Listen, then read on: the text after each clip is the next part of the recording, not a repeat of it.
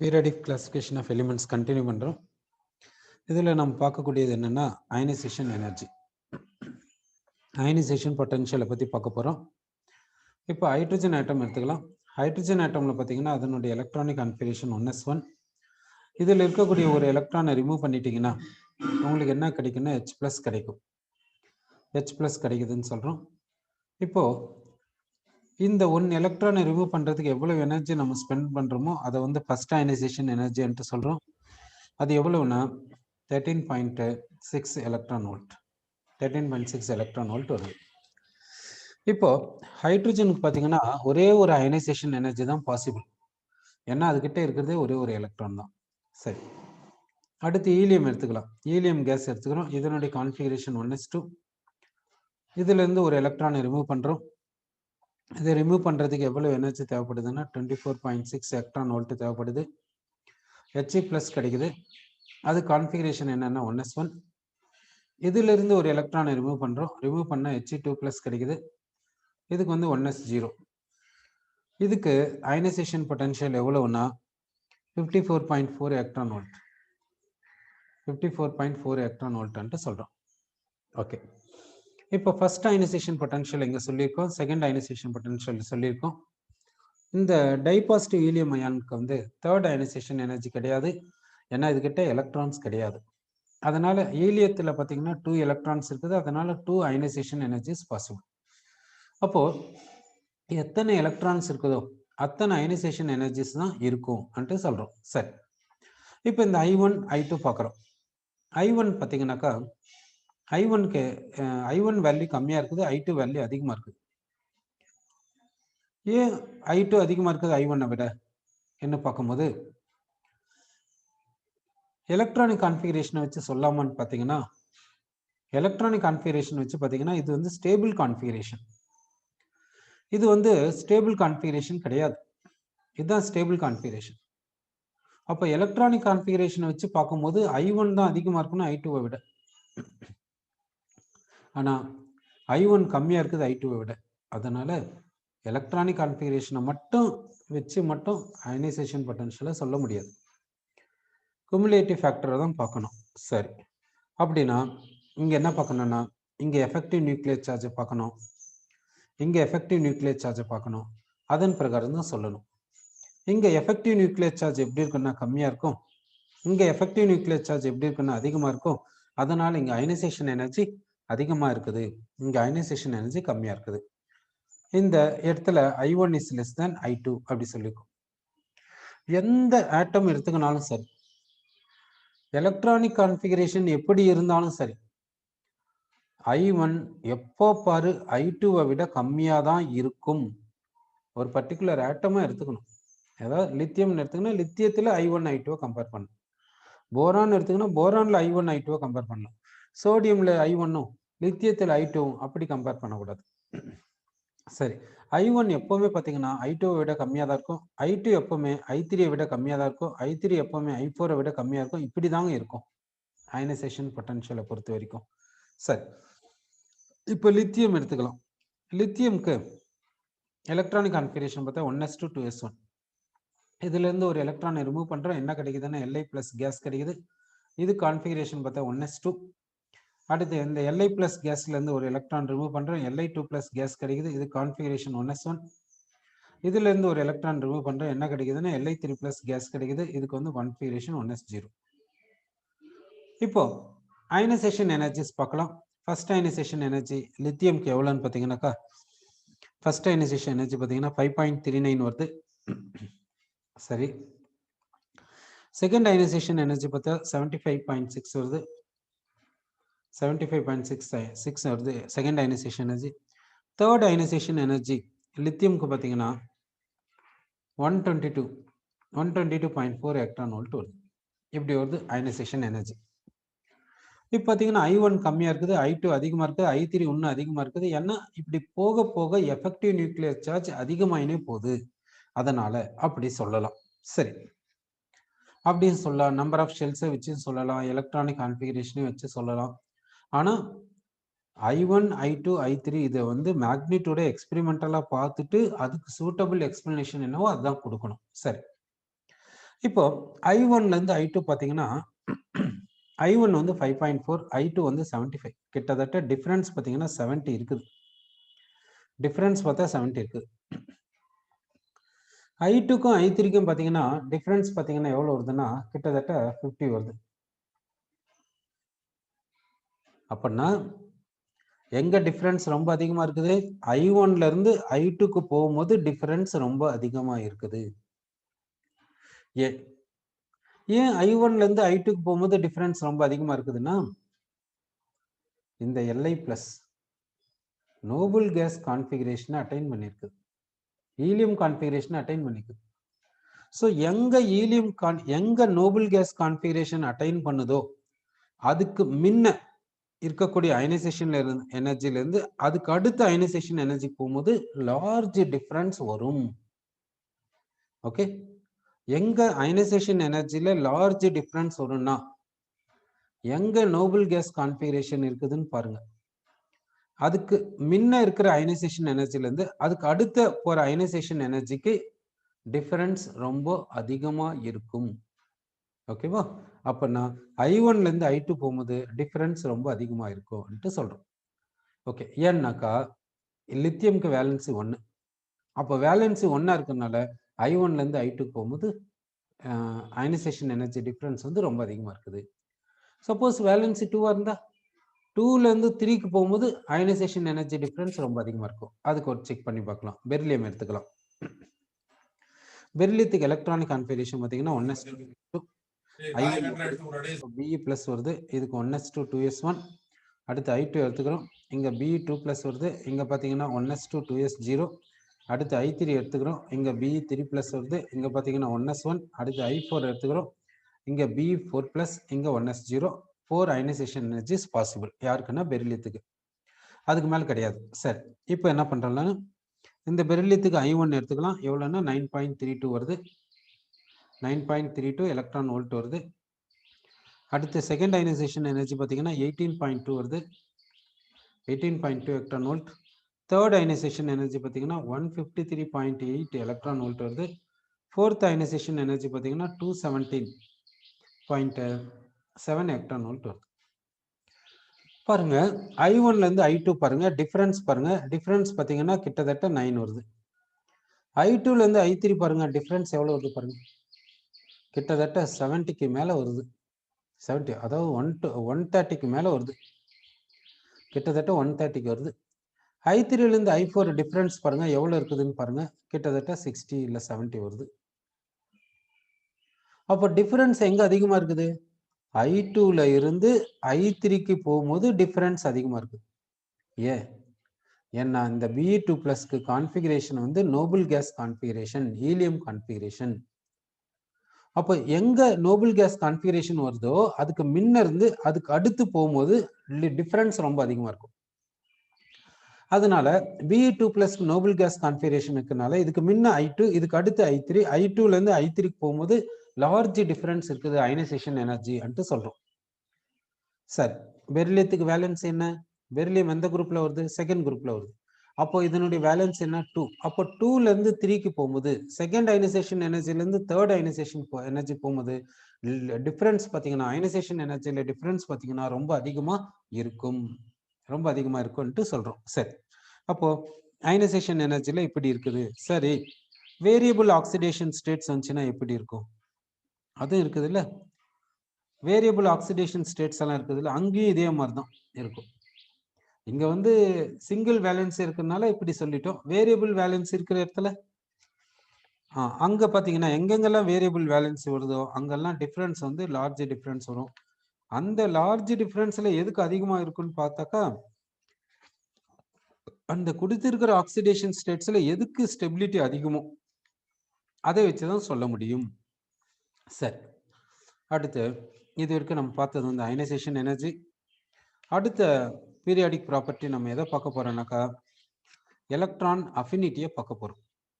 Electron அஃபினிட்டியை பத்தி பார்க்க போறோம். சரி, இப்போ எலக்ட்ரான் அஃபினிட்டி எடுத்துக்கலாம். இந்த எலக்ட்ரான் அஃபினிட்டிக்கு இன்னொரு பேர் என்ன சொல்லுவாங்கன்னா எலக்ட்ரான் கெயின் என்தால்பி அப்படி சொல்லுவாங்க. எலக்ட்ரான் அஃபினிட்டி இல்லைன்னா எலக்ட்ரான் கெயின் என்தால்பி அப்படி சொல்லுவாங்க. சரி, இப்போ இந்த எலக்ட்ரான் அஃபினிட்டி ஜென்ரலா எலக்ட்ரான் வோல்ட்ல சொல்லுவாங்க. எலக்ட்ரான் கெயின் என்தால்பி ஜென்ரலா கிலோஜூல் பர் மோல்ல சொல்லுவாங்க. இப்போ என்ன எடுத்துக்கலாம்னா electron gain enthalpy of chlorine இப்படி எடுத்துக்கலாம். இதுக்கான டெஃபினிஷன் என்ன? எந்த எலிமெண்ட்டுக்கு எலக்ட்ரான் கெயின் என்தால்பியை பார்க்குறோமோ, எதுக்கு எலக்ட்ரான் கெயின் என்தால்பியை பார்க்குறோமோ அதை எடுத்துக்கோங்க. அதை ஐசோலேட்டட் கேசியஸ் ஸ்டேட்ல எடுத்துக்கோங்க. இப்போ electron gain enthalpy of chlorine atom பார்க்குறோம் அப்படின்னா, குளோரின் ஆட்டமை கேசியஸ் ஸ்டேட்ல எடுத்துக்கின்னு அதுக்கு ஒரு எலக்ட்ரானை கொடுங்க. அது என்னவா மாறும்னா Cl மைனஸா மாறும். அதுவும் கேசியஸ் ஸ்டேட்ல இருக்கட்டும். அப்போ ஐசோலேட்டட் கேசியஸ் குளோரின் ஆட்டம்க்கு ஒரு எலக்ட்ரானை கொடுத்து Cl மைனஸ் கேஸா மாத்துங்க. அப்படி மாத்துற ப்ராசஸ் என்னன்னு சொல்லலாம்னா எலக்ட்ரான் கெயின் சொல்லலாம். இந்த ப்ராசஸ்ல இந்த ஸ்டெப்ல எவ்வளவு ஹீட் இன்வால்வ் ஆச்சோ, எவ்வளவு net amount of heat involve ஆச்சோ அதை தான் என்னன்னு சொல்றேன்னா எலக்ட்ரான் கெயின் என்தால்பி என்று சொல்றோம். சரி, இங்க ஹீட் இன்வால்வ் ஆகிறதுக்கு என்னென்ன நடக்குது அன்ட்டு பார்க்கலாம். இப்போ குளோரின் எடுத்துக்கலாம். அதனுடைய நியூக்ளியஸ்ல பார்த்தீங்கன்னா 17 புரோட்டான்ஸ் இருக்கும். அதனால நியூக்ளியஸ் சார்ஜ் பார்த்தீங்கன்னா +17 சொல்றோம். அதாவது ரிலேட்டிவ் சார்ஜில் சொல்லியிருக்கோம். அடுத்து எலக்ட்ரானிக் கான்ஃபிகரேஷன் பார்த்தீங்கன்னா இதுகிட்ட 1s2 இருக்கும். 1s2 இருக்குது. அடுத்து என்ன இருக்குதுன்னா 2s2 2p6 இருக்குது. 2s2 2p6. அடுத்து என்ன இருக்குதுன்னா 3s2 3p5 இருக்குது. 3s2 3p5 இருக்குது. இதுதான் குளோரினுடைய எலக்ட்ரானிக் கான்ஃபிகரேஷன். இப்போ இதுதான் இன்கமிங் எலக்ட்ரான். இன்கமிங் எலக்ட்ரான் இதுகிட்ட போகுது. இன்கமிங் எலக்ட்ரான் இதுகிட்ட போகும்போது இந்த குளோரினுடைய நியூக்ளியஸ்க்கும் இந்த இன்கமிங் எலக்ட்ரானுக்கும் இடையில அட்ராக்ஷன் நடக்கும். அட்ராக்ஷன் நடக்கிறதுனால இந்த சிஸ்டம் வந்து ஹீட்டை லிபரேட் பண்ணும். இந்த சிஸ்டம் வந்து ஹீட்டை லிபரேட் பண்ணுதுன்னு சொல்றோம். அதே நேரத்தில் இந்த குளோரின் ஆட்டம்ல இருக்கக்கூடிய இந்த எலக்ட்ரான் கிளவுட் 1s2ல இருந்து 3p5 வரைக்கும் இருக்கக்கூடிய எலக்ட்ரான் கிளவுட் இந்த எலக்ட்ரான் கிளவுட் இந்த இன்கமிங் எலக்ட்ரானை ரிப்பல் பண்ணும். அப்போ இந்த சிஸ்டம் என்ன பண்ணும்னா இந்த சிஸ்டம்ன்றது இந்த ப்ராசஸ், இந்த சிஸ்டம் என்ன பண்ணுதுன்னா சரௌண்டிங் கிட்ட இருந்து ஹீட்டை அப்சார்ப் பண்ணிக்கணும். சரௌண்டிங் கிட்ட இருந்து ஹீட்டை அப்சார்ப் பண்ணி இந்த ரிப்பல்ஷனை ஓவர் கம் பண்ணும். இந்த சிஸ்டம் என்ன பண்ணுன்னா இந்த ப்ராசஸ் என்ன பண்ணுன்னா சரௌண்டிங் கிட்ட இருந்து ஹீட்டை அப்சார்ப் பண்ணிக்கின்னு இந்த ரிப்பல்ஷனை ஓவர் கம் பண்ணி இந்த எலக்ட்ரானை எடுத்துக்கிறதுக்கு பார்க்கும். சரி, அப்படின்னா ரிப்பல்ஷன்னால இந்த சிஸ்டம் வந்து சரௌண்டிங் கிட்ட இருந்து ஹீட்டை அப்சார்ப் பண்ணுதுன்ட்டு சொல்றோம். சரி, இப்போ நெட் சேஞ்ச் தான் நம்ம பார்க்கணும். Net amount of heat change, net amount of heat involved அதை நம்ம பார்க்கணும்.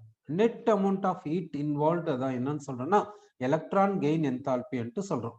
Electron gain enthalpy of chlorine.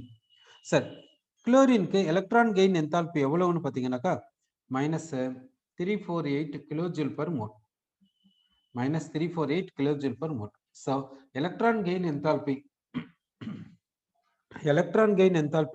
Chlorine ஆட்டம்க்கு எவ்வளவுன்னு பார்த்தீங்கன்னாக்கா சோ கொடுத்துருக்காங்க. சரி, இந்த எலக்ட்ரான் கெயின் என்தால்பி எதை பத்தி சொல்ல போகுது? இங்க எலக்ட்ரான் கெயின் என்தால்பி பார்த்தீங்கன்னா நெகட்டிவ் சைன் இருக்குது. நெகட்டிவ் சைன் இருக்குதுன்னா இது என்னன்னு சொல்றது? எக்ஸோதெர்மிக் சொல்லாமா எண்டோதெர்மிக் சொல்லாமா? எக்ஸோதெர்மிக் சொல்லலாம். நெகட்டிவ் சைன் இருக்கிறதுனால எக்ஸோதெர்மிக் சொல்றோம். சரி, அப்போ net amount of heat involved பார்த்தீங்கன்னா அது என்னன்னா exothermic. Net amount of heat involved என்னன்னு பார்த்தீங்கன்னா எக்ஸோதெர்மிக். அப்படின்னா யாரு டாமினண்டா இருக்கணும்? இது டாமினண்டா இருக்கணும். ஏன்னா net amount of heat involved வந்து எக்ஸோதெர்மிக் அப்படின்னா ஹீட் லிபரேட்டட் தானே டாமினண்டா இருக்கணும். அப்போ இதுதான் டாமினன்ட். ஓகேவா? அப்போ இந்த குளோரின் ஆட்டம் எலக்ட்ரானை கெயின் பண்ணும்போது Cl மைனஸா மாறுது. அப்போ 2 ப்ராசஸ் இன்வால்வ் ஆகுது. ஒன்று அட்ராக்ஷனால ஹீட் லிபரேட் ஆகுது, அப்புறமா ரிப்பல்ஷனால ஹீட் அப்சர்வ் ஆகுது. Net amount of heat involved பார்த்தீங்கன்னா எக்ஸோதெர்மிக்கா இருக்குது. அப்படின்னா இது டாமினண்டா இருக்குது இதை கம்பேர் பண்ணும்போது அப்படி சொல்றோம். சரி, இப்போ எலக்ட்ரான் கெயின் என்தால்பி இப்படி சொல்லியிருக்கோம். இப்போ எலக்ட்ரான் அஃபினிட்டி ஆஃப் குளோரின் எப்படி சொல்றது? எலக்ட்ரான் அஃபினிட்டி ஆஃப் குளோரினை வந்து பாசிட்டிவ்ல சொல்லுவோம். எலக்ட்ரான் அஃபினிட்டி ஆஃப் குளோரின்னா பாசிட்டிவ். ஏன் பிளஸ் சிம்பிள் கொடுக்குறோம்? இந்த பிளஸ் சிம்பிள் வந்து எண்டோதெர்மிக் எக்ஸோதெர்மிக்கை குறிக்கல. இது என்ன சொல்லுதுன்னா இந்த குளோரின் ஆட்டம்க்கு எலக்ட்ரான் மேல இருக்கக்கூடிய அஃபினிட்டி பாசிட்டிவ் டெண்டன்சி அப்படி சொல்லுது. இந்த குளோரின் ஆட்டம்க்கு இன்கமிங் எலக்ட்ரான் மேல அஃபினிட்டி எப்படி இருக்குதுன்னா பாசிட்டிவ் டெண்டன்சில இருக்குதுன்ட்டு சொல்லுது. அதுதான் எலக்ட்ரான் அஃபினிட்டி வந்து பாசிட்டிவ் சொல்றோம். ஆனா டெல்டா ஹெச்ன்றது வந்து எக்ஸோதெர்மிக்கா எண்டோதெர்மிக்கான்ட்டு சொல்லுது அப்படி சொல்றோம். சரி, அப்போ எலக்ட்ரான் கெயின் என்தால்பின்னா என்ன அர்த்தம்னாக்கா, அது ஒரு எலக்ட்ரானை வாங்கிக்கின்னு என்னவா மாறும், ஆனியானா மாறும். அப்படி எலக்ட்ரானை வாங்கும்போது நெட் அமௌண்ட் ஆஃப் ஹீட் எவ்வளவு இன்வால்வ் ஆகுதோ அதுதான் எலக்ட்ரான் கெயின் என்தால்பின்ட்டு சொல்ல வரும். சரி, ஓகே. இப்போ இந்த எலக்ட்ரான் கெயின் என்தால்பி எப்படி இருக்கும், டவுன் த குரூப்ல எப்படி இருக்கும், அலாங் த பீரியட்ல எப்படி இருக்கும் என்றதை நம்ம பார்க்க போறோம். சரி, இப்போ இப்போ என்ன எடுத்துக்கலாம்னாக்கா டவுன் த குரூப் எடுத்துக்கலாம். சப்போஸ் ஹாலஜன் குரூப் எடுத்துக்கலாம். ஹாலஜன்ஸ்ல குளோரின், புரோமின், அயோடின் எடுத்துக்கிறோம். இங்க எலக்ட்ரான் கெயின் என்தால்பி எப்படி இருக்குதுன்னு பார்க்குறோம். எலக்ட்ரான் கெயின் என்தால்பி சிஎல்க்கு பார்த்தீங்கன்னா என்ன வருதுன்னா -348 வருது. -348 கிலோஜூல் பெர் மோல் சொல்றோம். அடுத்து புரோமினுக்கு பார்த்தீங்கன்னா -324. அயோடினுக்கு பார்த்தீங்கன்னாக்கா -295. அயோடினுக்கு -295. அஸ்டடைனுக்கு பார்த்தா எவ்வளோ வருதுன்னா -270. இப்படி இருக்குது. எலக்ட்ரான் கெயின் என்தால்பி பார்த்தீங்கன்னா இப்படி இருக்குது. அப்போ டவுன் த குரூப் என்ன ஆகுதுன்னா, down the group electron gain enthalpy என்ன ஆச்சுனாக்கா டிக்ரீஸ் ஆகுது. ஏன் எலக்ட்ரான் கெயின் என்தால்பி டிக்ரீஸ் ஆகுது? டவுன் த குரூப் எது dominant factor? Number of shells தானே. Down the group number of shells என்ன ஆகும்? இன்க்ரீஸ் ஆகும், அதிகமாகுது. அப்படின்னா எலக்ட்ரானை அக்செப்ட் பண்ணக்கூடிய டெண்டன்சி எப்படி இருக்கும்?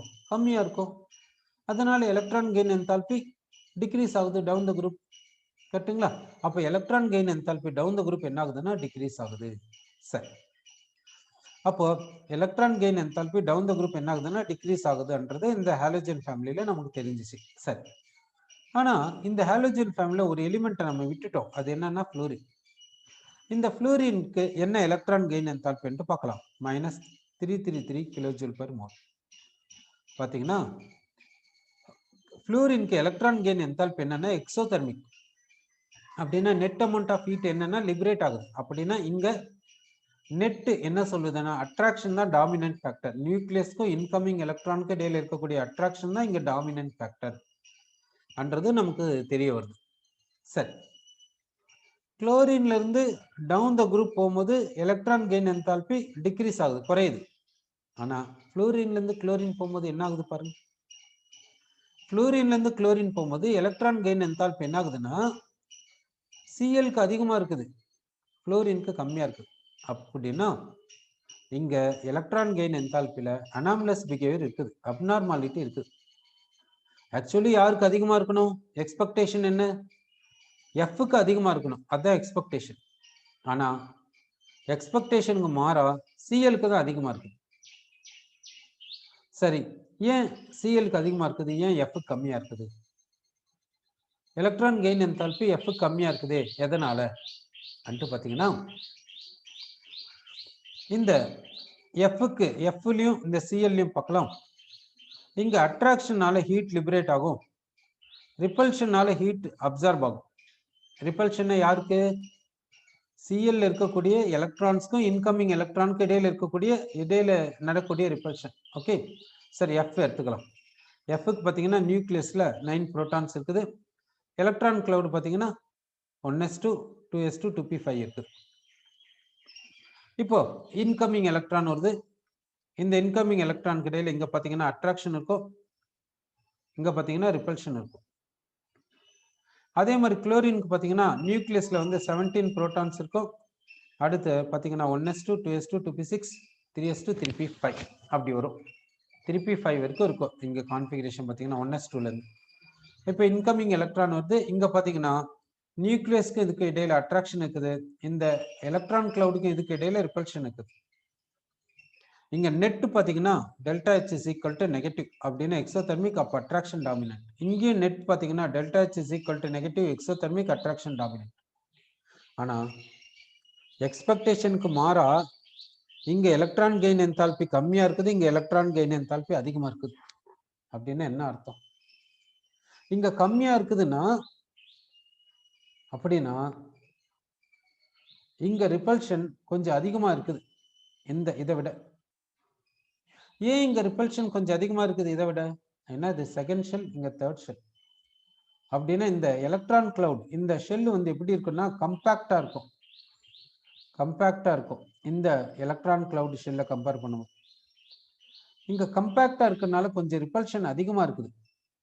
கொஞ்சம் ரிப்பல்ஷன் அதிகமாக இருக்குனால net amount of heat involved பார்த்தீங்கன்னா கம்மியாக இருக்குது. இங்கே நெட் அமௌண்ட் ஆஃப் ஹீட் பார்த்தீங்கன்னா அதிகமாக இருக்குது. ஸோ தேர்ஃபார் ஃப்ளூரின்ல வந்து 2s2 2p5 1sலேருந்து 1s2லேருந்து 2p5 வரைக்கும் இருக்குது. எலக்ட்ரான் கிளவுட் கம்பேக்டாக இருக்குது. ஸோ ரிப்பல்ஷன் கொஞ்சம் கன்சிடரபிளாக அதிகமாக இருக்குது. அதனால பார்த்தீங்கன்னா net amount of heat released பார்த்தீங்கன்னா கம்மியாக இருக்குது. ஆனால் குளோரின்ல அதிகமாக இருக்குது. ஸோ ஃப்ளூரினுக்கும் குளோரினுக்கும் பார்த்தீங்கன்னா இதை எலக்ட்ரான் கெயின் என்தால்பி எப்படி இருக்குதுன்னா அப்நார்மலாக இருக்குது. ஃப்ளூரினுக்கு எக்ஸ்பெக்டேஷன் வந்து அதிகம், ஆனால் எப்படி இருக்குது எக்ஸ்பெரிமெண்டல் வேல்யூனா கம்மியாக இருக்குது குளோரினை விட. அப்போது இந்த ஹாலோஜன் ஃபேமிலியில் யாருக்கு எலக்ட்ரான் கெயின் என்தால்பி ஹையஸ்ட்டாக இருக்குதுன்னா சிஎலுக்கு தான் எலக்ட்ரான் கெயின் என்தால்பி ஹையஸ்ட்டாக இருக்குதுன்ட்டு சொல்கிறோம். ஓகே, அப்போ எலக்ட்ரான் கெயின் என்தால்பி சிஎலுக்கு வந்து ஹையஸ்ட்டாக இருக்குது என்ற பாயிண்ட்டை இங்கே சொல்லியிருக்கோம். சரி, இப்போ நம்ம என்ன பண்ணலாம்னா இந்த ஹாலோஜன்ஸ்ன்றது 17th குரூப். அதுக்கு முன்ன என்ன இருக்குதுன்னா 16th குரூப் இருக்குது. அந்த 16th குரூப் எடுத்துக்கலாம். 16th குரூப் என்னன்னா ஆக்சிஜன் ஃபேமிலி. அதில் வந்து சல்ஃபர், செலினியம், டெல்லூரியம், பொலோனியம் எடுத்துக்கலாம். இங்கே எலக்ட்ரான் கெயின் என்தால்பி எப்படி இருக்குன்ட்டு பார்க்கலாம். சல்ஃபருக்கு பார்த்தீங்கன்னா எலக்ட்ரான் கெயின் என்தால்பி எவ்வளோன்னா -200 கிலோஜூல் பர் மோல் இருக்குது. Kilojoule per mole. செலினியத்துக்கு பார்த்தீங்கன்னாக்கா எவ்வளோன்னு பார்த்தீங்கன்னாக்கா -195. டெல்லூரியத்துக்கு வந்து -190. பொலோனியத்துக்கு பார்த்தாக்கா -174. இப்போ பார்த்தீங்கன்னா சல்ஃபர்லேருந்து பொலோனியம் போகும்போது எலக்ட்ரான் கெயின் என்தால்பி என்ன ஆகுது? நார்மலாக டிக்ரீஸ் ஆகும். அது போல தான் இங்கேயும் ரெடியூஸ் ஆயின் போகுது, டிக்ரீஸ் ஆயின் போகுது. அப்போ ஹாலோஜன் ஃபேமிலி எப்படி இருந்துச்சோ அதே மாதிரி தான் இங்கேயும் இருக்குது அன்ட்டு நம்ம சொல்ல வரோம். சரி, இப்போ ஆக்சிஜன் எடுத்துக்கலாம். ஆக்சிஜனுக்கு எப்படி இருக்குன்ட்டு பார்க்கலாம். ஆக்சிஜனுக்கு எலக்ட்ரான் கெயின் என்தால்பி எப்படி இருக்குன்ட்டு பார்க்க போகிறோம். ஆக்சிஜனுக்கு எலக்ட்ரான் கெயின் என்தால்பி பார்த்தீங்கன்னா -142. அப்படின்னா ஹாலோஜன் ஃபேமிலியில் எப்படி ஃப்ளோரினுக்கும் எஃப்க்கும் குளோரின் சிஎலுக்கும் இடையில அனாமலஸ் பிஹேவியர் அப்நார்மாலிட்டிஸ் வந்துச்சோ அதே மாதிரி தான் இங்கேயும் வருது. ஆக்சிஜனுக்கு கம்மியாக இருக்குது, சல்ஃபருக்கு அதிகமாக இருக்குது. அப்போ இந்த ஹாலோஜன் ஃபேமிலியில் யாருக்கு எலக்ட்ரான் கெயின் என்தால்பி ஹையஸ்டாக இருக்குதுன்னா சல்ஃபருக்கு தான் ஹையஸ்டாக இருக்குது, ஆக்சிஜனுக்கு கம்மியாக இருக்குது என்று சொல்கிறோம். ஆக்சிஜனுக்கு எலக்ட்ரான் கெயின் என்தால்பி கம்மியாக இருக்குது சல்ஃபரை விட. ஏன்னா இங்கே இருக்கக்கூடிய கம்பேக்ட் எலக்ட்ரான் கிளவுட்னால இங்கே ஆக்சிஜனில் எலக்ட்ரான் கிளவுட் கம்பேக்டாக இருக்குது சல்ஃபரை விட. அதனால் இங்கே கொஞ்சம் ரிப்பல்ஷன் அதிகமாக இருக்குது சல்ஃபரை விட. அதனால நெட்டு பார்த்தீங்கன்னா நெட்டு ஹீட் இன்வால்வ்டு பார்த்தீங்கன்னா எக்ஸோதெர்மிக் தான், ஆனால் கம்மியான ஹீட் ரிலீஸ் ஆயிருக்குது. ஆனால் இங்கே கொஞ்சம் அதிகமான ஹீட் ரிலீஸ் ஆயிருக்குதுன்ட்டு சொல்கிறோம். அப்போ electron gain enthalpy or electron affinity பார்த்தீங்கன்னா ஆக்சிஜன் கம்மியாக இருக்குது, சல்ஃபருக்கு அதிகமாக இருக்குதுன்ட்டு சொல்லியிருக்கோம். சரி, இது போல எப்படி சொல்லியிருக்கோன்னா பீரியட்ல சொல்லியிருக்கோம். சரி, எலக்ட்ரான் கெயின் என்தால்பி பொதுவாகவே எக்ஸோதெர்மிக்காக இருக்குமா எல்லா எலிமெண்ட்டுக்கும் இன்னும் பார்த்தாக்கா இருக்குமா, இல்லை சில எலிமெண்ட்ஸ்க்கு எண்டோதெர்மிக்காக இருக்குமா, எப்படி இருக்கும்? எலக்ட்ரான் கெயின் என்தால்பி பொதுவாக எக்ஸோதெர்மிக்காக இருக்குமா இல்லை எண்டோதெர்மிக்காக இருக்குமா, இல்லை அது குமுலேட்டிவ் எஃபெக்டை பொறுத்து தான் இருக்குமா, எப்படி பார்க்கறது, எப்படி நமக்கு தெரியுது அன்ட்டு நம்ம பார்க்கலாம். சரி, இப்போ என்ன எடுத்துக்கிறோன்னா நைட்ரஜன் எடுத்துக்கிறோம். இந்த நைட்ரஜனுக்கு எலக்ட்ரான் கெயின் என்தால்பி எவ்வளோன்னு பார்த்தீங்கன்னாக்கா +31 kilojoule per mole. +31 kilojoule per mole. என்னது, ஏன் நைட்ரஜனுக்கு இப்படி இருக்குது பார்த்தீங்கன்னா இதனுடைய கான்ஃபிகரேஷன் பார்த்தீங்கன்னா 1s2 2s2 2p3. இங்கே ஆஃப் ஃபீல்டு கான்ஃபிகரேஷன் இருக்கிறதுனால இது எலக்ட்ரானை வாங்கிக்கிச்சுன்னா பார்ஷியலி ஃபீல்டாக மாறிடும். ஆக்சுவலி நம்ம என்ன பண்ணோம்னா எக்ஸ்பிளனேஷன் எப்படி கொடுக்கணும்னா எக்ஸ்பெரிமெண்டல் ரிசல்ட்டை பார்த்துட்டு தான் எக்ஸ்பிளனேஷனை கொடுக்கணும். இங்கே எக்ஸ்பெரிமெண்டல் ரிசல்ட் எப்படி இருக்குதுன்னா எலக்ட்ரான் கெயின் என்தால்பி நைட்ரஜனுக்கு எப்படி இருக்குதுன்னா பாசிட்டிவாக இருக்குது, எண்டோதெர்மிக்காக இருக்குது. அதனால சூட்டபிள் எக்ஸ்பிளனேஷன் என்ன கொடுக்கலாம்னா நைட்ரஜன் கிட்ட 2p3 ஆஃப் ஃபீல்டு கான்ஃபிகரேஷன் இருக்குது, ஸ்டேபிள் கான்ஃபிகரேஷன் இருக்குது, அதனால தான் இதுக்கு எண்டோதெர்மிக்காக இருக்குது, இப்படி தான் சொல்லணும். இதுல இருந்து நமக்கு என்ன தெரியுதுன்னா ஒவ்வொரு இடத்துல ஒரு மாதிரி எக்ஸ்பிளனேஷனை கொடுக்குறோம். இப்போ எலக்ட்ரான் கெயின் என்தால்பியை கூட பார்த்தீங்கன்னா இப்போ எப்படி எக்ஸ்பிளனேஷன் அங்கங்க மாத்தின்னு போறோம் பாருங்க. சரி, அப்படின்னா அதாவது ஒரு கான்ஸ்டன்டா கொடுக்க முடியாதுன்னா கொடுக்க முடியாது. ஏன்னா இது வந்து அப்சர்வேஷன், இது எக்ஸ்பெரிமெண்ட். கெமிஸ்ட்ரியில பார்த்தீங்கன்னா எது ஒன்று பார்த்தாலும் எக்ஸ்பெரிமெண்ட்டுக்கு தகுந்த மாதிரி தான் எக்ஸ்பிளனேஷனை கொடுக்கணுமே தவிர நமக்கு ஓனா எக்ஸ்பிளனேஷனை கொடுத்துடக்கூடாது. ஸோ எக்ஸ்பெரிமெண்டல் ரிசல்ட் என்ன சொல்லுது பாருங்க, அதுக்கு தகுந்த எக்ஸ்பிளனேஷன் என்ன, சூட்டபிள் எக்ஸ்பிளனேஷன் என்ன, அப்படிதான் கொடுக்கணும், வேற வழி கிடையாது. சரி, அப்போ நைட்ரஜனுக்கு எலக்ட்ரான் கெயின் என்தால்பி பார்த்தீங்கன்னா எண்டோதெர்மிக்கா இருக்குது. அதனால ஏன் எண்டோதெர்மிக்கா இருக்குது அப்படிதான் நம்ம கேட்க முடியும். ஏன் எண்டோதெர்மிக்கா இருக்குது, அப்போ என்ன எக்ஸ்பிளனேஷன் கொடுக்கலாம், என்ன சூட்டபிள் எக்ஸ்பிளனேஷன் கொடுக்கலாம், அப்படிதான் நம்ம திங்க் பண்ணணும். சரி, அப்போ சூட்டபிள் எக்ஸ்பிளனேஷன் என்ன, ஆஃப் ஃபீல்டு ஸ்டேபிள் கான்ஃபிகரேஷன், அதனால தான் எண்டோதெர்மிக் அப்படி கொடுக்கணும். சரி, அடுத்து இப்போ இதே நைட்ரஜன் ஃபேமிலியில பாஸ்பரஸ் எடுத்துக்கிறோம். பாஸ்பரஸ்க்கு என்ன பண்றேன்னா எலக்ட்ரான் கெயின் என்தால்பி பார்க்குறோம். பாஸ்பரஸ்க்கு எலக்ட்ரான் கெயின் என்தால்பி பார்க்குறோம். பாஸ்பரஸ்க்கு எலக்ட்ரான் கெயின் என்தால்பி எவ்வளோன்னு பார்த்தீங்கன்னா -60 kJ/mol. பாஸ்பரஸினுடைய எலக்ட்ரானிக் கான்ஃபிகரேஷன் என்ன, நியான் 3s2 திருப்பி 3. பாருங்க, திருப்பி 3ல ஆஃப் ஃபீல்டு கான்ஃபிகரேஷன் தானே திருப்பி 3ன்றது. இது ஆஃப் ஃபீல்டு, நைட்ரஜனுக்கு எப்படி ஆஃப் ஃபீல்டு கான்ஃபிகரேஷன் ஸ்டேபிள் இருக்கு அதே மாதிரி தானே பாஸ்பரஸ்க்கும். ஆனா இங்க பாத்தீங்களா எலக்ட்ரான் கெயின் என்தால்பி எப்படி இருக்குதுன்ட்டு. ஸோ அதனால எக்ஸ்பெரிமெண்டல் ரிசல்ட்டை வந்து என்ன எக்ஸ்பெக்ட் பண்ணலாம், ஆனா எக்ஸ்பெக்ட் பண்ற மாதிரி தான் எக்ஸ்பெரிமெண்டல் ரிசல்ட் இருக்கும்ன்றது மட்டும் தெரியாது, சொல்ல முடியாது. அதனால எக்ஸ்பெரிமெண்டல் ரிசல்ட்டை பார்த்து அதுக்கு தகுந்த எக்ஸ்பிளனேஷன் நம்ம கொடுக்கணும். சரி, இப்போ பாஸ்பரஸ்க்கு electron gain enthalpy negative, exothermic தெரிஞ்சிச்சு. இப்போ இதுக்கு என்ன எக்ஸ்பிளனேஷன் பார்த்தீங்கன்னா ஆஃப் ஃபீல்டு கான்ஃபிகரேஷனை யூஸ் பண்ண முடியாது. அப்போ என்ன சொல்லணும், அதாவது நியூக்ளியஸ்க்கும் இன்கமிங் எலக்ட்ரானுக்கு இடையில இருக்கக்கூடிய அட்ராக்ஷன் டாமினண்டா இருக்குது, அதனால தான் இது எக்ஸோதெர்மிக்கா இருக்குது, அப்படிதான் சொல்ல முடியும், வேற வழி கிடையாது. சரி, அப்போ வந்து எலக்ட்ரான் கெயின் என்தால்பி பார்த்தீங்கன்னா எப்படி இருக்குன்னு பார்த்தீங்கன்னா பாசிட்டிவ் வேல்யூவும் வருது, நெகட்டிவ் வேல்யூவும் வருது. இதை வந்து எப்படி சொல்றது, ஏதாவது கவனம் வச்சுக்க முடியுமான்னாக்கா இதை கவனம் வச்சுக்கிறது கொஞ்சம் டிஃபிகல்ட் தாங்க. அதாவது அலாங் த பீரியட்ல இப்படிதான் இருக்கும், டவுன் த குரூப்ல இப்படிதான் இருக்கும், அப்படி சொல்றது முடியல எலக்ட்ரான் கெயின் என்தால்பியில. சரி, அப்படி வேணும்னா ஒண்ணு பண்ணலாம், சில எலிமெண்ட்ஸ்க்கு வேணா பார்த்துட்டு அது எப்படி இருக்கு, இப்போ ஹாலஜன் ஃபேமிலியில எப்படி இருக்குதுன்னு நம்ம பார்த்துட்டோம், ஆக்சிஜன் ஃபேமிலியில எப்படி இருக்குதுன்னு பார்த்துட்டோம், அப்படி வேணா கவனம் வச்சுக்கலாம். சரி, இப்போ நோபல் கேசஸ்ல எப்படி இருக்கும் எலக்ட்ரான் கெயின் என்தால்பின்ட்டு நம்ம பார்க்கலாம். நோபல் கேசஸ் பார்த்தீங்கன்னா ஹீலியம் எடுத்துக்கிறோம், அதுக்கு வந்து எலக்ட்ரான் கெயின் என்தால்பி பார்த்தீங்கன்னா எப்படி இருக்குதுன்னா +48. இதுக்கு வந்து எண்டோதெர்மிக். ஏன் எண்டோதெர்மிக்கா இருக்குதுன்னா ஹீலியம் வந்து ஸ்டேபிள் கான்ஃபிகரேஷன் 1s2 அப்படி சொல்லிடலாம். சரி, நியானுக்கு பார்த்தீங்கன்னா எவ்வளோ வருதுன்னா 116, இது எண்டோதெர்மிக்.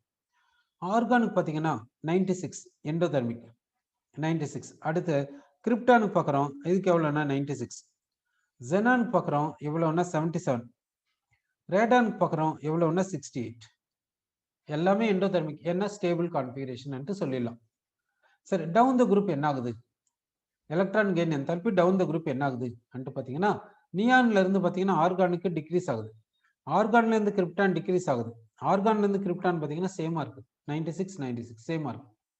கிரிப்டான்ல இருந்து ஜெனான் டிக்ரீஸ் ஆகுது, ஜெனான்ல இருந்து ரேடான் டிக்ரீஸ் ஆகுது, ஹீலியம்ல இருந்து நியான் பார்த்தா இன்க்ரீஸ் ஆகுது. ஸோ ஒரு யூனிஃபார்மிட்டியே இல்லை பாருங்க. அதாவது ஹீலியம்ல இருந்து நியான் வேணா அப்நார்மல் அப்படி சொல்லலாம். ஃபர்ஸ்ட் எலிமெண்ட் வந்து பொதுவாகவே ஒரு குரூப்ல இருக்கக்கூடிய first element rest of the elements கிட்ட இருந்து கொஞ்சம் டிஃபரன்ஸை காமிக்கும். அதுதான் ஒவ்வொரு குரூப்லையும் நடக்கக்கூடியது. ஒவ்வொரு குரூப்லையும் இருக்கக்கூடிய ஃபர்ஸ்ட் எலிமெண்ட் வந்து ரெஸ்ட் ஆஃப் தி எலிமெண்ட்ஸ் கிட்ட இருந்து சர்டைன் டிஃபரன்சஸை காமிக்கும். சரி, அதனால இப்படி வந்திருக்குதுன்னு சொல்லலாம். இப்போ ஆர்கான் கிரிப்டானுக்கு என்ன சொல்றது? சரி, அப்படின்னா இந்த எலக்ட்ரான் கெயின் என்தால்பியில ஒரு ரெகுலாரிட்டின்றது இல்லை, இங்க அப்நார்மாலிட்டி இருக்குது, ஆர்கான் கிரிப்டான்ல அப்நார்மாலிட்டி இருக்குது.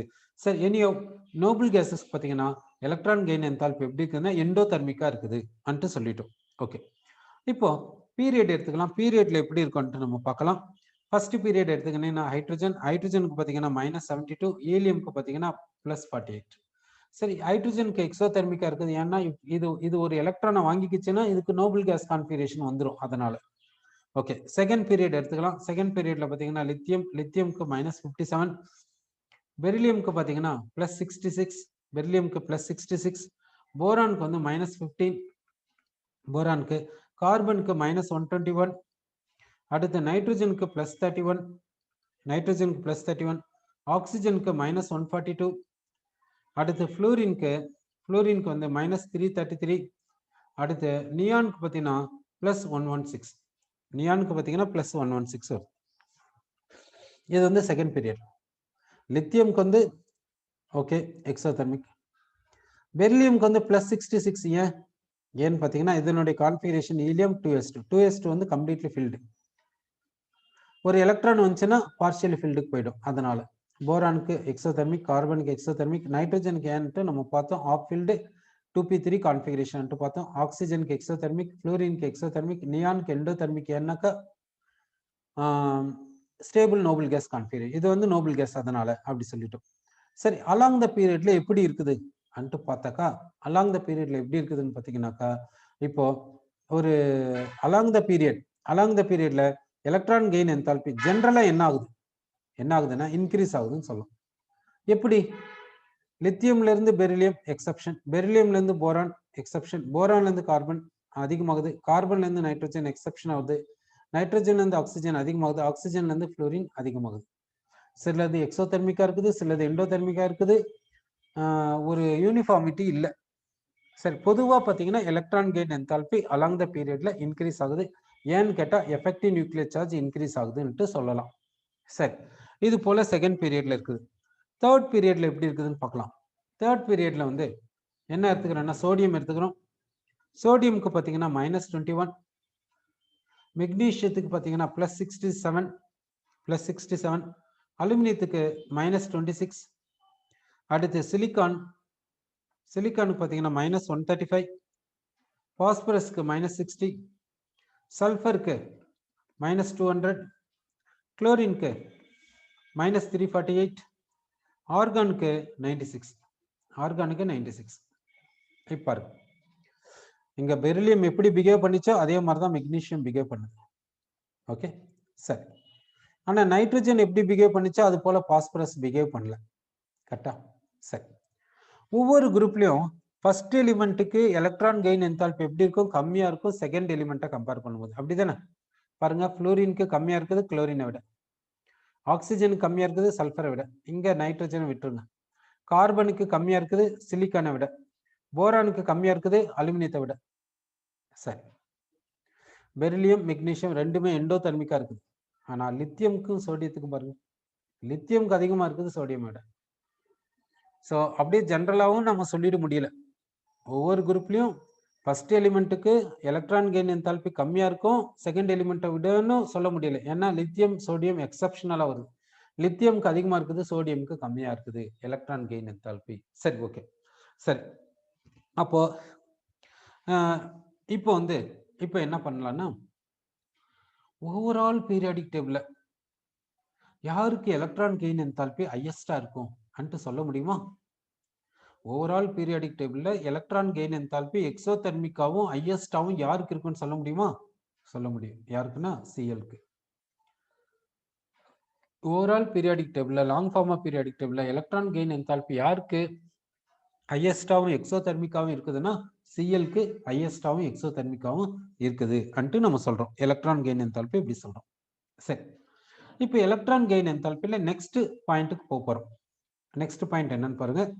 அப்போ ஆக்சிஜன் கேஸ் எடுத்துக்கிறேன், ஆக்சிஜன் ஆட்டமை கேசியஸ் ஸ்டேட்ல எடுத்துக்கிறேன்.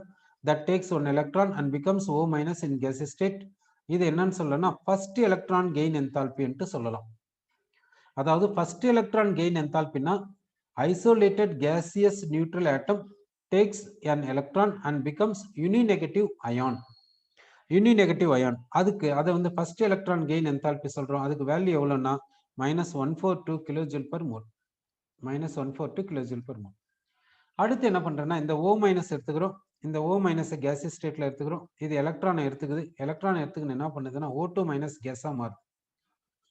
இது என்னன்னு சொல்றோம்னா செகண்ட் எலக்ட்ரான் கெயின் என்தால்பின்னு சொல்லலாம். செகண்ட் எலக்ட்ரான் கெயின் என்தால்பின்னு சொல்லலாம். அப்போ செகண்ட் எலக்ட்ரான் கெயின் என்தால்பின்னா என்ன அர்த்தம்னா uninegative ion, gaseous uninegative ion takes electron and becomes a divalent ion, gaseous divalent ion. இது செகண்ட் எலக்ட்ரான் கெயின் என்தால்பி சொல்றோம். இது ஆக்சிஜனுக்கு எவ்வளவுன்னு பாத்தீங்கன்னாக்கா +702 kJ per mole. பாருங்க, ஆக்சிஜன்னாவே அதனுடைய எலக்ட்ரானிக் கான்ஃபிகரேஷன் என்ன? 2,6. அதனுடைய வேலன்சி ஷெல்ல 6 எலக்ட்ரான்ஸ் இருக்குது. அது 2 எலக்ட்ரான்ஸ் வாங்கிக்கினா நோபல் கேஸ் கான்ஃபிகரேஷன் வரும். அது வந்து நியான். O2 மைனஸ் நம்ம ஸ்டேபிள்னு சொல்றோம்ல, ஆக்சைடு வந்து ஸ்டேபிள் நம்ம சொல்றோம்ல. எக்ஸாம்பிள் வந்து வாட்டர்ல ஆக்சிஜனுக்கு ஆக்சிடேஷன் நம்பர் -2. அப்போ -2னா ஸ்டேபிள் கான்ஃபிகரேஷன், நியான் கான்ஃபிகரேஷன் சொல்றோம். அதை பாருங்க இங்க எப்படி இருக்குதுன்ட்டு. O minus plus electron gives O2 minus. அதுக்கு எலக்ட்ரான் கெயின் என்தால்பி பார்த்தீங்கன்னா எண்டோதெர்மிக்கா இருக்குது. பத்தியா? அதனால தான் எக்ஸ்பெரிமெண்ட்டை பார்க்கணும்ன்றது. எக்ஸ்பெக்டேஷனாவே இருந்துடக்கூடாது, எக்ஸ்பெரிமெண்ட்டை பார்க்கணும்ன்றது. சரி, அப்போ இங்க செகண்ட் எலக்ட்ரான் கெயின் என்தால்பி ஆக்சிஜனுக்கு எவ்வளோனாக்கா எண்டோதெர்மிக்கா இருக்குது. அப்படின்னா இங்க என்ன டாமினன்ட்னு பார்த்தீங்கன்னா ரிப்பல்ஷன் டாமினண்டா இருக்குது. யாருக்கிட்டையில? இதுல இருக்கக்கூடிய எலக்ட்ரான் கிளவுடுக்கும் இந்த இன்கமிங் எலக்ட்ரானுக்கு இடையில ரிப்பல்ஷன் வந்து டாமினண்டா இருக்குது அட்ராக்ஷனை விட. அப்புறம் இங்க பாத்தீங்கன்னா இந்த ஃபர்ஸ்ட் எலக்ட்ரான் கெயின் என்தால்பி பாத்தீங்கன்னா எக்ஸோதெர்மிக்கா இருக்குது. அப்படின்னா இங்க அட்ராக்ஷன் டாமினண்டா இருக்குதுன்னு சொல்லணும். ஓகேவா? So first electron gain enthalpy பிரகாரம் இது எக்ஸோதெர்மிக், இது வந்து இங்க அட்ராக்ஷன் டாமினண்டா இருக்குது. செகண்ட் எலக்ட்ரான் கெயின் என்தால்பில பார்க்கும்போது எண்டோதெர்மிக்கா இருக்குது, இங்க ரிப்பல்ஷன் டாமினண்டா இருக்குதுன்னு சொல்றோம். Okay, so first electron gain enthalpy, second electron gain என்தால்பின்னு என்னன்னு பார்த்துருக்கோம். ஓகே, இதுக்கு இன்னொரு எக்ஸாம்பிளை பார்க்கலாம். ஓகே, இன்னொரு எக்ஸாம்பிள் எடுத்துக்கலாம். இந்த ஃபர்ஸ்ட் எலக்ட்ரான் கெயின் என்தால்பிக்கும் செகண்ட் எலக்ட்ரான் கெயின் என்தால்பிக்கும் சல்ஃபர் ஐசோலேட்டட் கேசஸ் ஆட்டம் எடுத்துக்கிறேன். இதுக்கு ஒரு எலக்ட்ரானை கொடுக்குறேன். இது என்ன மாறுதுன்னு S minus in gaseous state.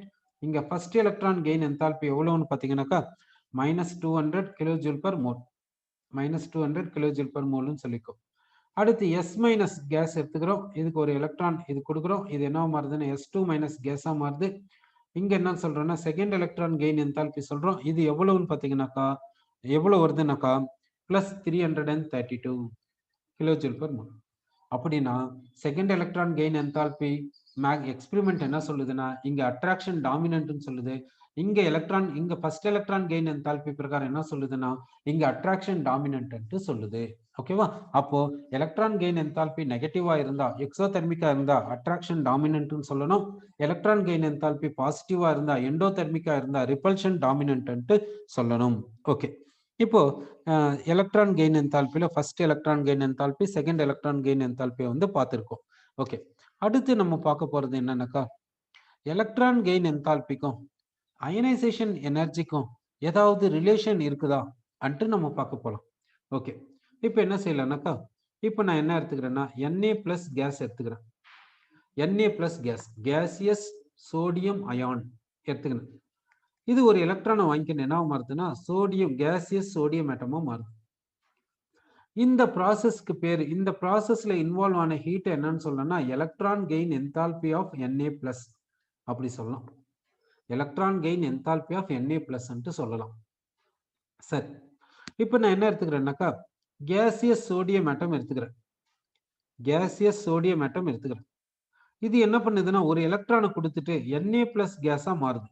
Na plus கேஸா மாறுது.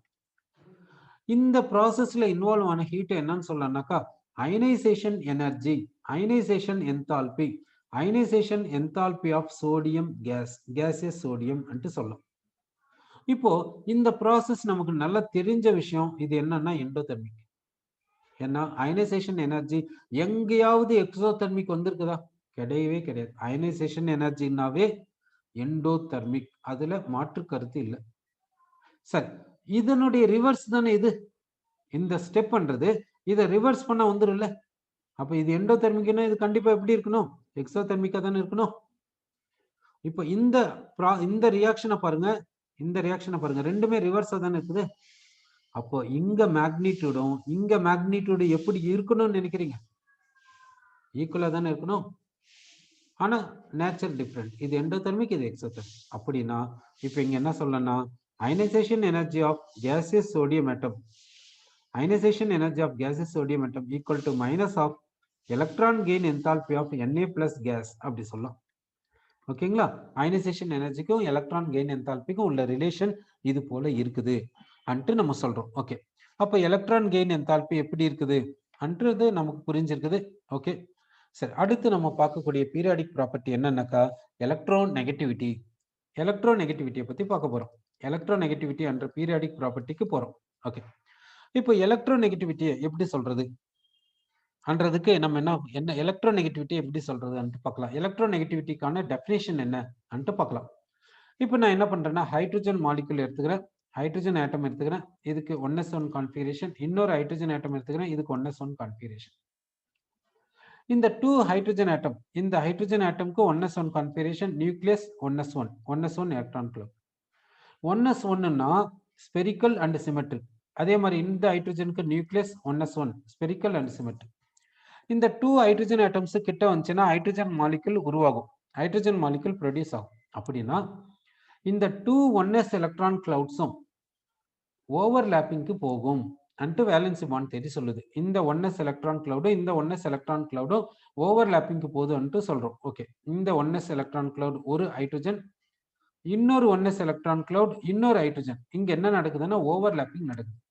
ஓவர்லாப்பிங்னா என்ன பாத்தீங்கன்னா, இந்த 1sல இருக்கக்கூடிய இந்த 1s ஆர்பிட்டாலினுடைய ஒரு பார்ட், அதே மாதிரி இந்த 1s ஆர்பிட்டால் இருக்கக்கூடிய a certain பார்ட், இதுல இருக்கக்கூடிய சில பார்ட்டும் இதுல இருக்கக்கூடிய சில பார்ட்டும் இன்டர் பெனிட்ரேட் ஆகும், இன்டர் மிக்ஸ் ஆகும்.